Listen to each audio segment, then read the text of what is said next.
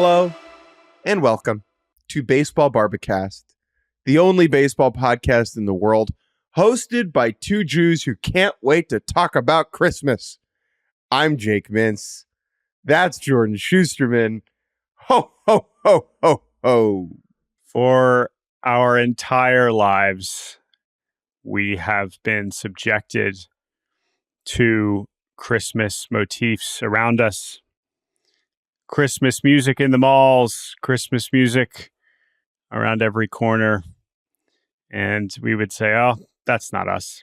But that's okay. It seems like a good time. But now, finally, with one thunderous swing from a large Dominican man named Jhonkensy, I am all in on this holiday. Big Christmas has saved the Guardians season. Jake, I just saw the best baseball game I've ever seen in my life. I'll just cut right to it. That is what that was. As for how important the game was, that is yet to be determined. But the game itself was truly, truly outrageous. And that is what we will spend most of this Friday edition of Baseball Barbacast on, ALCS Game 3. Jake, before I tell people how I watched this, which I was there, what were you up to? I was on the field before Dodgers Mets, shooting the breeze with good old Brent Honeywell, a longtime friend of the program. And I have, if you're not going to be there, at least I was spending my time purposefully. No, I know. Chopping it up with Brent. And then once it got into the later innings, I went up to the dining room at Citi Field. And now, obviously, you know, all the teams that are still in the mix at this point, two of them, send scouts to the other games to evaluate and watch. I'm sure you've seen some of this, right? And you can clock these folks right away because they're just these scouty people up in the press box eating dinner. And I watched I watched like the 8th and the 9th with the Guardians and Yankees scouts together, who clearly all know each other because they've been traveling to the same games the last 4 weeks. And then, but to watch them watch this game together was actually a very enjoyable experience. Yeah, I actually, before this game started, and this was true even in Detroit last series, there's just like an army of Dodgers scouts like traveling together that have just, and I'm sure there are some Mets scouts in there too, but there are so many Dodgers backpacks just around. And so that is, it's funny you say that. Mm-hmm. I almost wrote about that last night because I was gonna write like the Dodgers send an army to every game to find the smallest advantage, but sometimes the advantage is having two players at the top of your lineup who are worth over $1 billion. Congrats on figuring out the other team's bunt coverage. Here's Shohei Ohtani hitting 118. Right. Anyway. Right. No, that was totally true. That was how you watched. Okay. So anyway, so let me just say, I will set this up by saying that, in the minutes after I was, sitting in the press dining with all the Dodgers scouts, talking about like, who are these Guardians players? I was sitting with former guest host, Ben Nicholson-Smith of Sportsnet, a loyal listener and good friend and one of my favorite people in baseball. And we were sitting there, and we all do this in the moments leading up to any game. You're just looking at the lineups, and you're making calls, you're making predictions, and you're saying, all right, this guy's going for it. And I was like, I feel good about Manzardo. And then we just started getting increasingly ridiculous, right? Ben's going like, Jansen Visconti's going to have a call at second base that no one will ever. This will be the Jansen Visconti game. And there was a weird blocking call early in the game. We're like, oh, here we go. I was like, Jazz is going to have a moment. And I was like, late, we're going to get Soto against Clase, and Soto's going to pop him, but then Clase is going to sit down, Judge, and Stanton. And we're just like going back and forth, rattling off the most absurd sequences.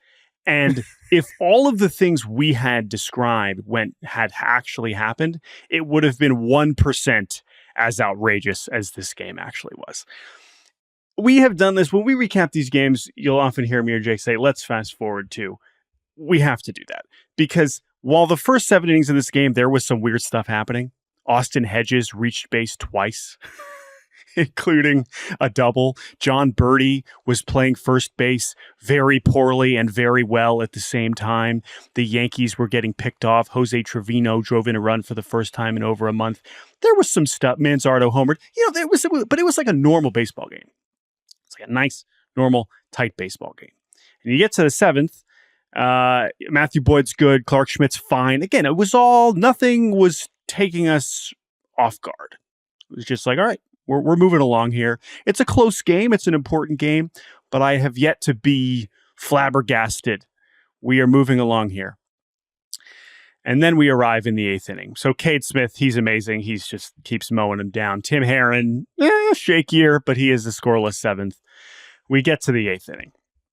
And Hunter Gaddis comes out for his usual 8th inning duties. And he strikes out Austin Wells. And he gets Gleyber Torres to ground out. 2 outs. Great. Boom. Hey, we're 4 outs away. I'm in the press box with the Athletics' Jason Stark. And Jason goes, you can't walk Soto here. And I go, actually, you can. In fact, he's the easiest one to walk. Yeah. Probably shouldn't. But to your point, it's kind of hard. And as we already discussed when we got into game 2, this is the challenge when you're looking at these Yankees here. It's not a fun. It's like 1 minute you're Hunter Gaddis, you're getting everybody out, and then the next minute you got Juan Soto in the box and Aaron Judge is standing there on deck. And after Hunter Gaddis had allowed that monster home run to Aaron Judge previous stage earlier, Clase is already warming up, and so that if Gaddis does not get Soto, Clase is coming in. Like that is very apparent. 5 minutes earlier. It's like, do I want peak Mike Tyson to punch me in the face or the stomach? Do I want to face Soto or Judge? Yeah. It's gonna hurt. It's gonna hurt. It's picking your pain. But the way that he walked Soto, which was just completely not even close, and it was just like, all right, we're gonna do this. This is what we really wanted, and that gets Vogt out of the dugout to pull Gaddis for Clase as quick as I've ever seen a manager hop out there. Right? Yeah. It was as if there was an old grandmother crossing the street in front of like a slow moving. That's kind of what was happening. That was the baseball equivalent of Hunter Gaddis still being in the game. Yeah. And Vogt's like, oh, it's like, no, there's actually no time constraint here. You can just go walk, but it was adorable. And in comes Clase. Yes. And the decision to go to Clase in the 8th here, totally fine. Yeah. Best reliever in the world this year. When you do it. I mean, there's again, we've said this a few times. Sure, sometimes you can, was that the right? What the hell else is he supposed to do? Right? So he goes to Clase. And against... Pause. Could you imagine if Vogt goes to Eli Morgan here? Or Andrew Walters. He tries to big brain it and is like, I want Clase in a clean 9th. I mean, today would have been unbearable. You lose that way. Right. You lose that way. It's way worse. Yeah. Anyway, but no, you go to Clase because of course you do. Duh. What is he gonna implode for the second time in 2 weeks? That's not happening. He has never allowed 2 home runs ever in a single game. He had allowed 2 all season, and he throws 99-mile-an-hour cutters. And that's what he does. He comes in and he throws 99-mile-an-hour cutters, and he gets Aaron Judge down 0-2.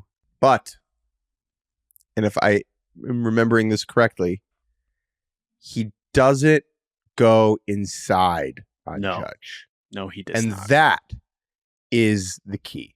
Because you are not facing a run-of-the-mill human being. You are facing Aaron Judge. And Judge is so talented, obviously. But the way he takes this at bat is why he's different. Because he knows that when you look, if you're going to beat Clase, the way you beat him is by taking him the other way as a right-handed hitter. Correct. Because everything is moving away from you. There was a Yankee scout in the press box who I guess wasn't on the Guardians because he was like, yeah, you got to, get something running in on the hands. And some Guardian scout was like, he doesn't do that. It's 100 miles an hour the other way, right? But that is why Judge can sit on that pitch away. Clase, when he's really at his best, he can get that cutter in on the hands on the inside half on a righty. Sure. He does not do that to Judge, even though he goes up early in this count. Yes. That said, this pitch, the 99-mile-an-hour cutter in this spot is still very effective to 99% of hitters because you can't pull it. It's an impossible pitch to pull. And the only way you can do it is if you are going with it, but you have to have the strength and the timing and just everything to the perfect swing to actually do damage, right? That is still a borderline impossible task. Now, I will point out the only other 2 home runs he allowed this year were essentially this exact same thing. One was Jake Berger, and the other was Andrew McCutchen. And I think I was in the building for the McCutchen one, and it was just like, what the hell? What is going on? But special hitters can't do it. It's just very, very, very hard. But Aaron Judge is that.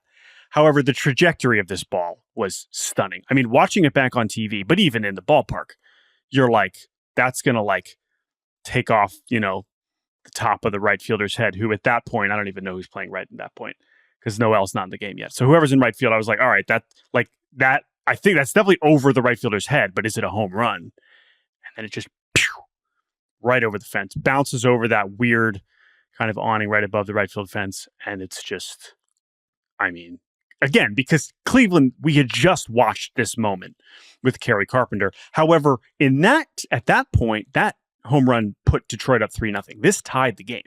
And so you're stunned, but you're also like, all right, we're still playing here. Clase, you're not taking Clase out now. He's going to face Stanton. And then against Stanton, the execution gets even worse. Just quickly on Judge. This is the thing, everyone. For everyone who was like, oh no, Aaron Judge, playoff Aaron Judge. Gotcha. No, it's just a matter of time with this guy. This is a moment that he deserves. For sure. Now, I will say, it is funny because he looked hilariously bad against Matthew Boyd. And credit to Matthew Boyd, who continues to pitch incredibly well. But he's dicing him up with 70-mile-an-hour curveballs and slower than usual changeups. And Judge had just looked hopeless. It comes against Clase, and he's like, all right, yeah, this is more my speed. It was unbelievable. It was an unbelievable swing. Game's tied, and you're shook. Clase's shook. Again? What? Another home run? Okay. Here comes Stanton. And of course, one of the stories against Detroit was, all right, he's throwing a slider, but the slider to the lefties, right? The slider, when he's thrown against righties, has been immaculate. It's 93. It's going away from you. It's going down. It's out of the zone. Stanton fouls off a slider first. We get a swinging strike for a cutter. It's down 0-2. He's fouling him off. Clase's in the zone. He's not, but he's mostly staying out of the middle. But then, for whatever reason, again, he goes to the slider on pitch 7. And it wasn't as obvious as against Carpenter where, Naylor was like, please throw this in the dirt. But Hedges was, setting up low. And obviously he didn't want it to go right down the middle. But once again, he hung that slider in the worst possible time to the worst possible hitter. And Stan, that's another rope, to center another one where I was more confident it was gone off the bat than Judge, but you still weren't quite sure. And then when that goes over, you're just, it's like, that's it. I immediately am flashing back to watching Giancarlo Stanton being introduced at the winter meetings in 2017, being like, oh my God, him and Judge are going to be on the same team. And I was like, this is it. We just watched, this is the whole thing. It was the whole point. And this is past Soto, right? Where Soto's he just drew the walk, which set it all up. But Soto had 0 hits in this game.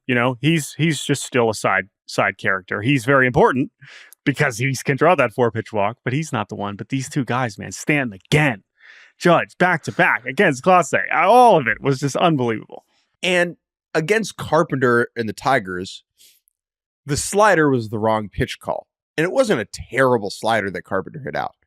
This is the opposite. This is the right pitch call. Anybody who ever throws a slider at any count to Giancarlo Stanton is maybe making the correct decision, right? And with him, often, this is the problem with him sometimes, is you can throw it in the other batter's box and he'll give it a whirl, you know? Yeah. This just, when you look at it on game day, I mean, it is center can't throw it much worse. But the good news for the Guardians is worse pitches were to come. Wait, just one more thing. You say it felt like it was over. Oh, yeah. It really feels like it's over when the Guardians challenge my God. Yes. I didn't even end up writing about this. But basically, amidst the chaos, they believe, and I watched it back briefly, that Stanton missed first. On the home run. And they challenge it, which was both incredibly understandable and one of the sadder, like most desperate things I've ever seen. And again, happy ending. We know it's fine. But like, wow. Like in the moment, it was like, oh, this is brutal. It took 3 seconds for them to review it and be like, yeah, he touched first. Sorry, guys. It was so. Anyway, I was like, oh my God. And then suddenly you're like, oh my God, the Yankees are 6 outs away from a 3-0 series lead. Like this thing's a wrap. How do you come back from that? Well, how do you come back from that? Guardians are like, all right, whatever. We've done this before. Boom. Couple base runners against Canely in the bottom of the 8th. And that forces Luke Weaver to enter again. He has pitched in every game. And it is Luke Weaver's turn to attempt the 4-out save, with David Fry coming up with runners on first and second. And in this first at-bat, Luke Weaver makes David Fry look like a fool. David Fry on a 1-2 fastball that is in the other batter's box. I mean, this is like a little league level just flub from David Fry. Like the catcher is set up, Wells is set up in the other batter's box, and it's a fastball. This is not, Michael King throwing a sweeper that Travis d'Arnaud thinks is in. This is a fastball that just misses. It almost looks like an intentional walk. It is so far outside. And Fry check swings, but like clearly goes around, and that's the end of the inning. And at that point, people are leaving. Like, that point, people left this game, and this is not to shame these fans, but this is just to point out that, like, imagine. I'll shame them. Let's take a moment. Shame them. Okay, I will shame. I will shame them. Yeah. I will do it. Like I'm sorry. It's a 1-run playoff game. You can't leave. Sorry. Yeah.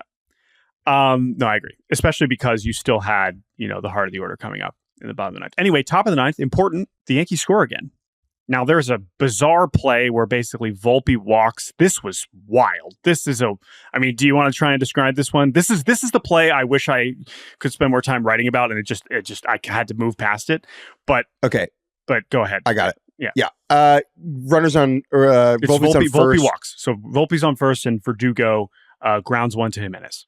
And Volpe's going on the pitch. So as Jimenez makes the play in the hole, Volpe's rounding second base because either he thinks the ball's into the outfield, relatively understandable because Jimenez is the best second base defender in the world. More on that later. So Volpe rounds the bag. Jimenez pops up, knows he doesn't have to play at first, and just throws it right to third. And Volpe's caught in between. And we're like, oh my God, the Yankees just ran into another idiotic out on the bases. But this is the second time that the Guardians have totally biffed a rundown.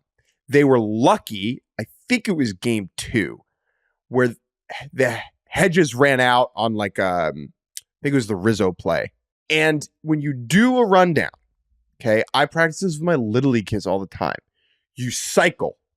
So the guy with the ball runs the runner back to the base, throws it, and then replaces the person he threw the ball to. And that keeps the walls closing in on the runner. And no one has to, key point, run backwards, because moving backwards is where you get into trouble. And that is exactly what happens on this play. Jose Ramirez, blessed be he, is the culprit here, and he doesn't follow his throw. And he's backtracking, catching the ball, and trying to tag Volpe at the same time, and it pops out of his mitt, and Volpe is safe. And at this point, you're like, this is just super done. Yeah, because now it's second and third with nobody out. Eli Morgan's on the mound, but he strikes out Austin Wells. Austin Wells is in a very weird place right now. Andrew Walters comes in. Cleveland is a weird place, as we've learned. Andrew Walters comes in with one out, and he gets Gleyber Torres to just a sac fly. So that's a run, but again, this could have been so much worse. And then he strikes out Juan Soto looking. So again, still brutal. Cleveland got to score 2 runs now to tie it in the 9th, and more people have left. Like, this is just so bad. But still, as Vogt mentioned after the game, like, that Walters strikeout was gigantic. He was in college last year. He was. That's literally the first thing Vogt said. I don't know if you saw that. First thing Vogt said, yeah. Like, he was the closer for the University of Miami as late as June, May 2023. Yeah. Okay? Yeah. And here he is just striking out Juan Soto in a massive spot. Unbelievable. Yep. But still, it's a 2-run game, and Luke Weaver's been pretty much dynamite. Now, I want to make one point, and then we're going to take a break and finish this game. Yesterday, I woke up and I said, I want to work on a little feature, and not like a game story today, about the concept of an up-down. Now, this is a very inside baseball term, an up-down. It's also, I believe, a Morgan Wallen song. I can't speak to that, but I trust up-down, you, I guess. An up-down is when a pitcher, any pitcher, throws an inning, goes and sits for an offensive inning, and comes back out for another inning. Obviously, starters use this all the time, but it's really used to talk about a reliever. A reliever having to do an up-down. And the reason it is so difficult is because so many relievers are running off of adrenaline, okay? And to have to go sit and have your heart rate and your body temperature and your arm get cold and then boot it all back up to throw another inning, that is a skill that is learned over time. It is even the best struggle with this. Think about how many times we've watched Edwin Diaz be dominant for 2 outs in the 8th and then struggle a little bit in the 9th and either get through it or blow the game. Now, the reason I'm bringing this up and the reason I wanted to write about it, in October, when the games are shorter and starters are going fewer innings and the managers are leaning on their best relievers more than they are in the regular season, there are so many more up-downs. I believe Ryan Stanek had 2 during the regular season. He has done 3 in October. Okay? And the efficacy of a reliever in that second inning after they are down and go back up, that is a huge question mark. Okay? And Luke Weaver had done up-downs so far this October a number of times.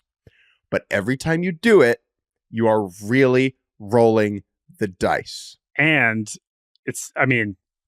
just the break, even if you knew exactly how long it would be because of all the points you made, would be hard. But it's also the unpredictable nature of that inning during which you're waiting. How long it is, what's going on right there, the pitching change, they scored a run. Like it was you don't know exactly when you're going to be running back out there.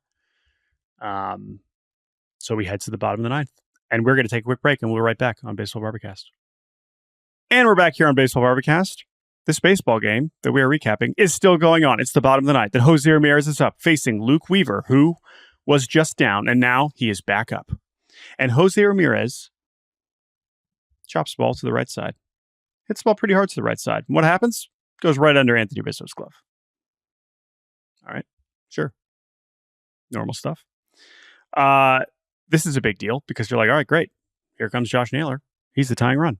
Oh, never mind. Josh Naylor grounded into a double play. Don't worry. There was some Naylor redemption later, but offensively, it's not happening so far for Josh Naylor. And now we're 1 out away. Luke Weaver is an out away from getting out of this.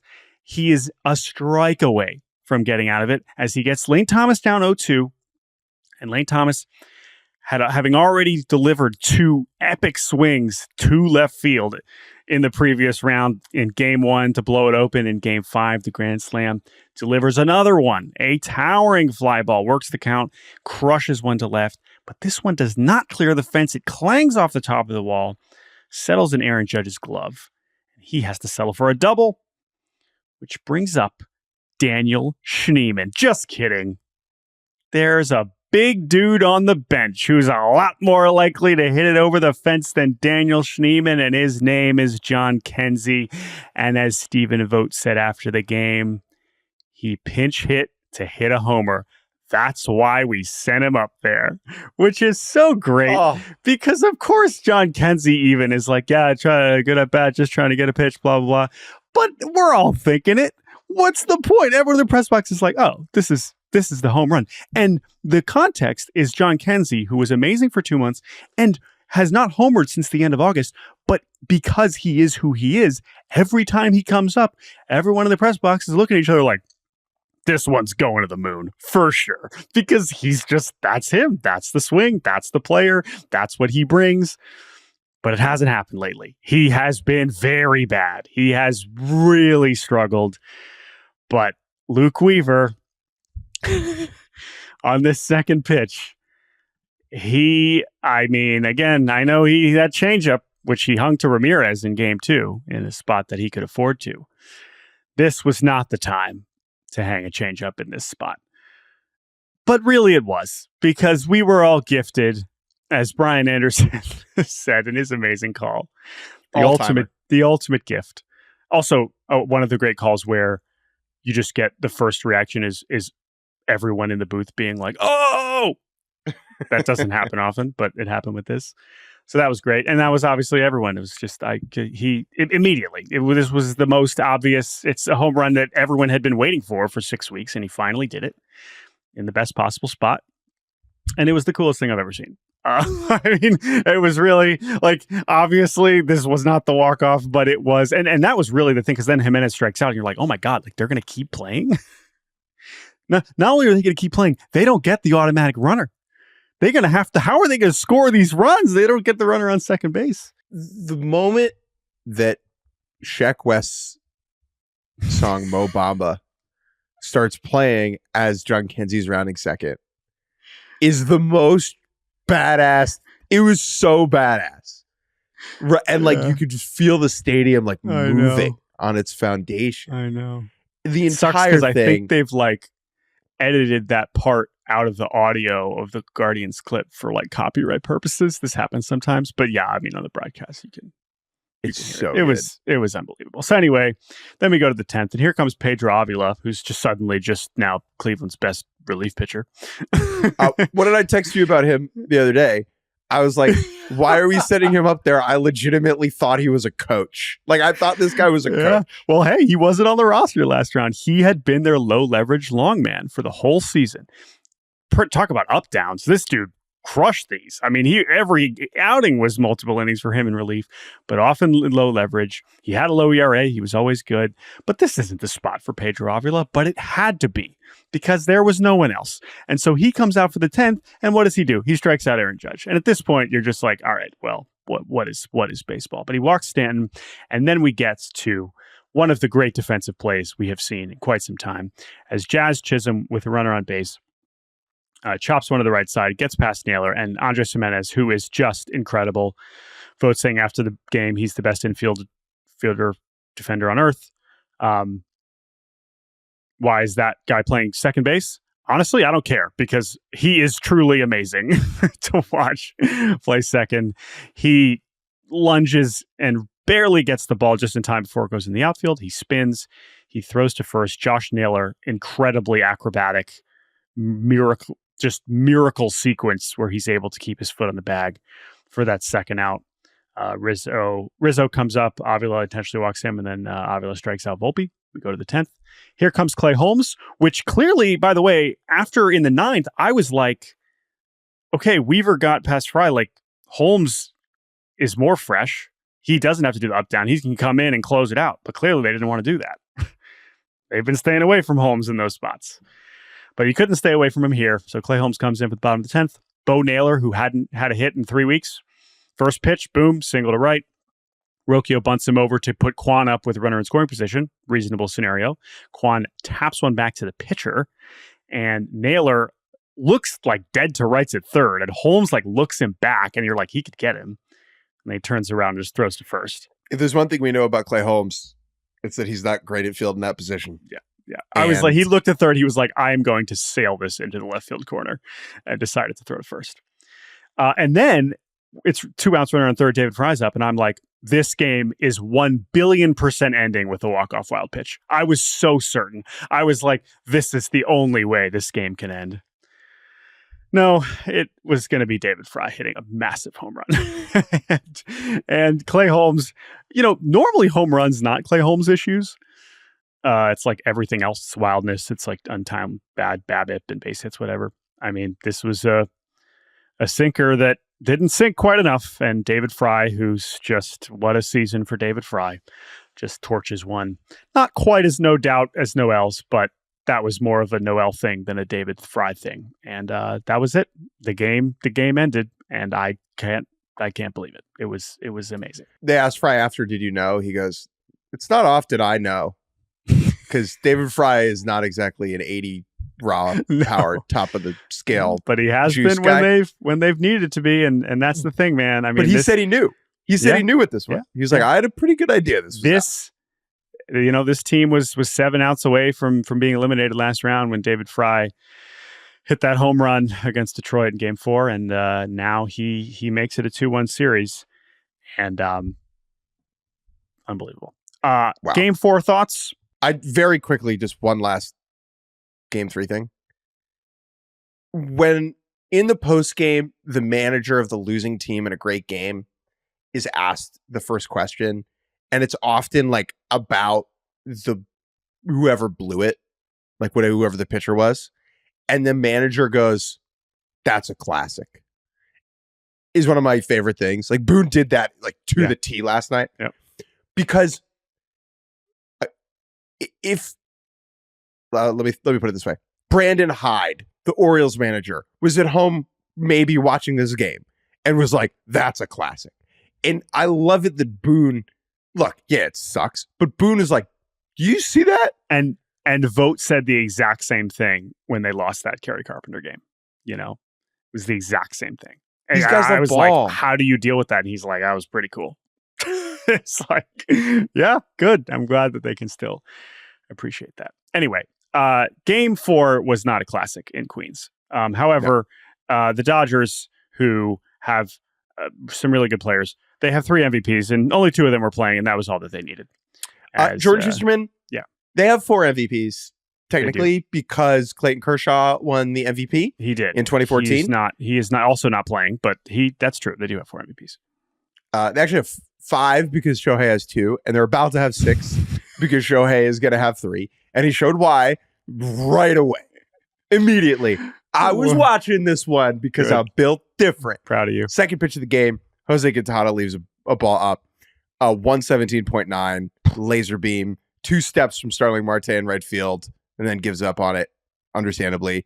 3rd hardest hit playoff home run ever tracked, behind the Kyle Schwarber bomb in San Diego, which I saw with my own 2 eyes, and a Giancarlo bomb to deep left field in 2020 in an empty San Diego. Yep. So like, here you go. There's a real great nitpick stat.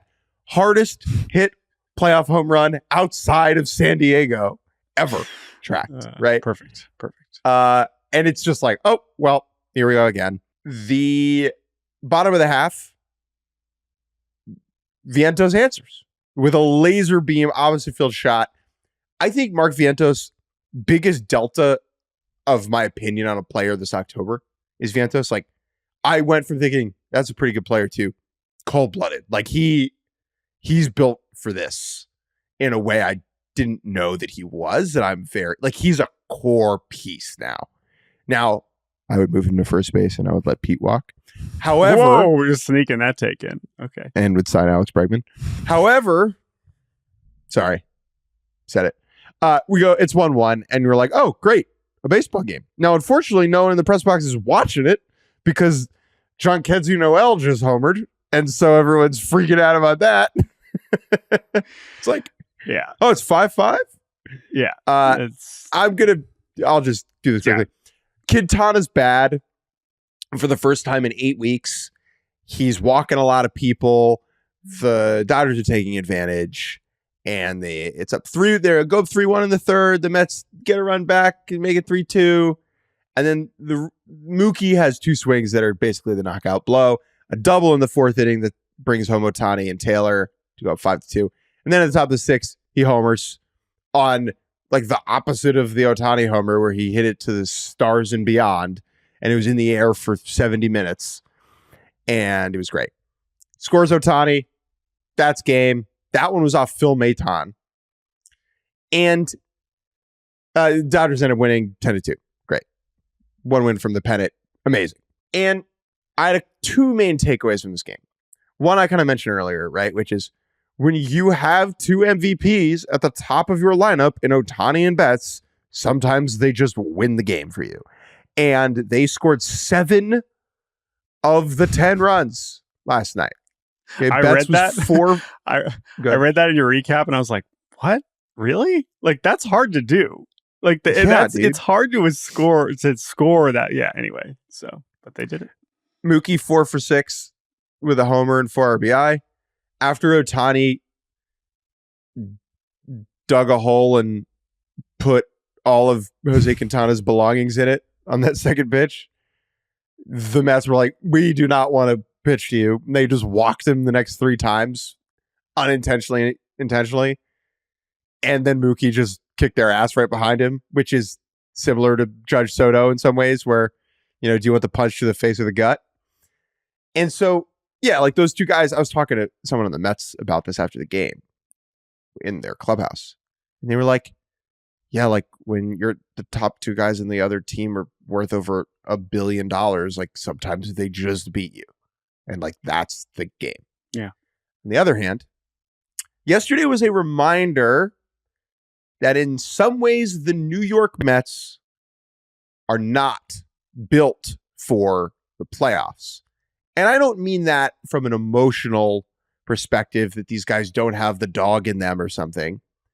This team was not supposed to compete like this as late as the trade deadline.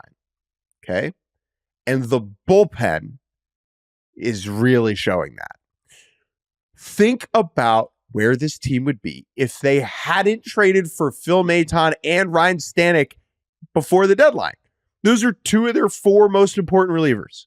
It would be Reed Garrett and Edwin Diaz and freaking me.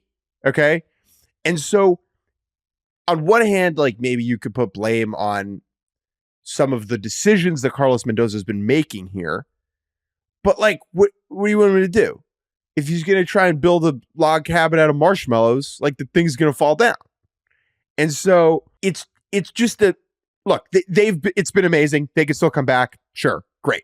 But like the way that the pitching has gone for them, it's just like they just don't have the horses. Yep. And we're seeing it more in a long series that over these games again and again and again, like with the Dodgers are seeing Phil Maton for, I don't know, like the 3rd time, like they're going to pop his ass. That's just how it goes. And it's the Dodgers, right? That's the thing. And it's the Dodgers, right? And so 100%.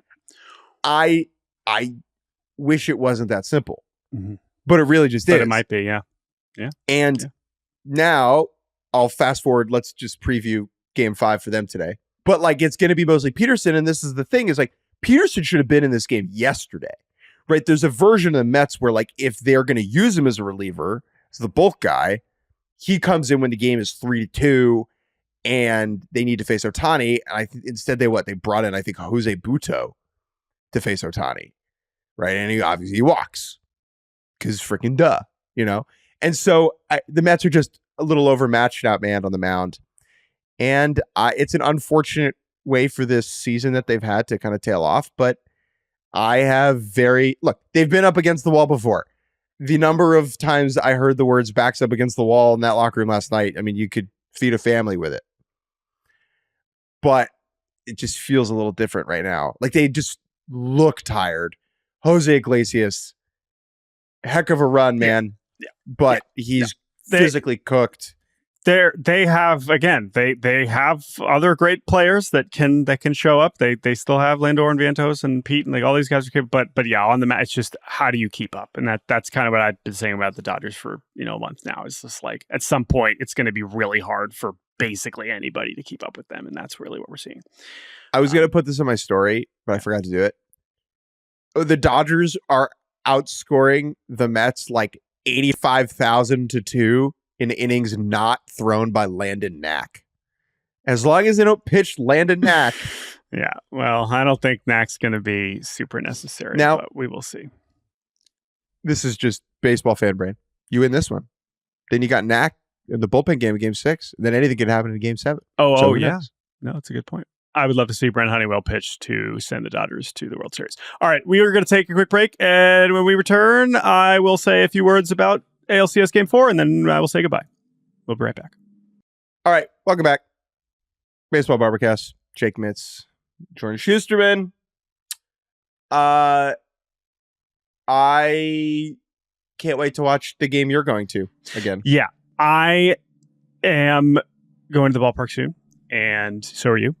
And this game, I don't have much to say about this game because there's no way it's going to be as good as the game I just watched. All I know is that Luis Hill nor Gavin Williams have pitched in the last 3 weeks. And so that adds a level of uncertainty with the pitching that is already in such a chaotic state that I cannot wait to see what happens. But I have absolutely no clue who to feel better about going into this next game. And I will leave it at that. Well, very quickly. Yeah. We just got a really good email I just want to bring up. Okay. About the Guardians-Yankees game. Yeah. Rank these 5 moments. Judge homer, Stanton homer, Noel homer, Jimenez play, Fry walk-off. Noel is 1. Noel is 1. I think Judge is 2. Judge is 2. I think Fry is 3. Fry 3, Jimenez 4, Stan 5, which is nuts because Stan gave them the lead. You can email us baseballbarbercast@gmail.com. Thank you to producer Andrew Hartz for making this happen. Thank you, Jake Mintz. I will talk to you soon. Enjoy your game. I hope your game is great, and I hope my game is a little bit more relaxing in the press box anyway. Thank you all for listening. We will talk to you all very soon.